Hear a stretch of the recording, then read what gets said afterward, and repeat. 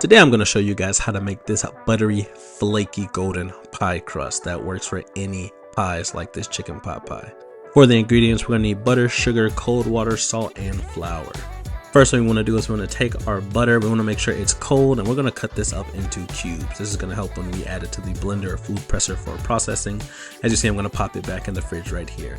Next, we're going to get 180 grams or a cup and a half of flour, and we're going to add that to our blender or food processor.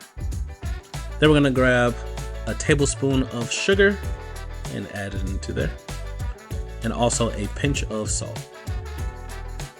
Then we're just going to pulse this a couple of times, just to let that flour mixture get combined. Then we're going to take our butter out of the fridge and add a quarter of it into the food processor. And we're going to get that pulsed up. Then we're going to get the second half of the flour, another cup and a half. Add it into our food processor or blender. Add another quarter of the butter and give it a couple more pulses. And then after that, we're going to add the rest of the butter.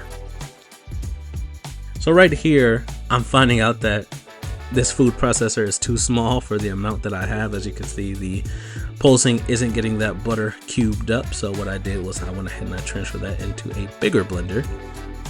And as you see, a lot more space and working a lot better. So once everything is in the blender, we're just gonna pulse it just a few times. And then we're gonna add our 4 tablespoons of ice water. So you don't want to add too much ice water at one time. So I start off with just doing 4 tablespoons and getting that mixed in. And right here, I'm just going to do the same thing and just start pulsing that ice water into the dough. And I'm also going to give it a good shake. As you see, what I'm doing is I'm testing it to see how well the crust is holding up. I can see, I wanted a little bit more, so I added another tablespoon of ice water, pulsed it a few times, and this is the consistency you're looking for. As you see, when I press it together, it holds up on its own. Not too crumbly, not too wet, perfect.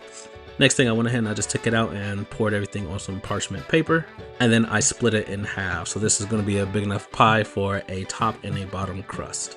So after that, I went ahead and I put them into balls, wrapped them in some saran wrap, and now I'm going to place these into the fridge for a couple of hours. After a couple of hours, I'm going to flour up my mat. I use a mat. You can use, a clean countertop or whatever, but the main thing is we want to make sure everything's well floured. We don't want the pie to stick to anything. So you see right here, I'm just getting it flattened out a little bit more, getting that crust heated up with my hands. And then I'm going to start rolling it out. I'm just getting it from different sides, just getting the rolling process started. It is a little cold, so as you're going to see, as I'm rolling it out, it is going to start cracking. So what I did when it was starting to crack, I just went ahead and just pushed everything back in until it was all sealed up, let it warm up a little bit, and then started back rolling it out. The size I am shooting for is 12 inches, so rolling it out on all sides, just getting it even until I reach that 12-inch mark. This is why I use a rolling pie chart. As you see, I finally reached that 12 inches, a lot bigger than I thought. And then what I'm going to do here is I'm going to roll the pie crust onto the dough onto my rolling pin, and I'm going to unroll it into my pastry dish.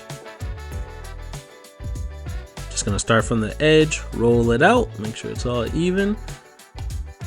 And then I'm just going to work that dough into the dish, making sure everything's easy, nothing's crumpled up, and just getting everything to lay flat.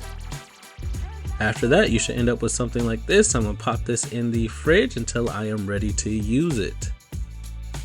After that, this is what you should end up with after baking. So I made mine into a leftover turkey pot pie. You can find this on my channel. If you guys like the video, please like, comment, and subscribe. Thanks for watching.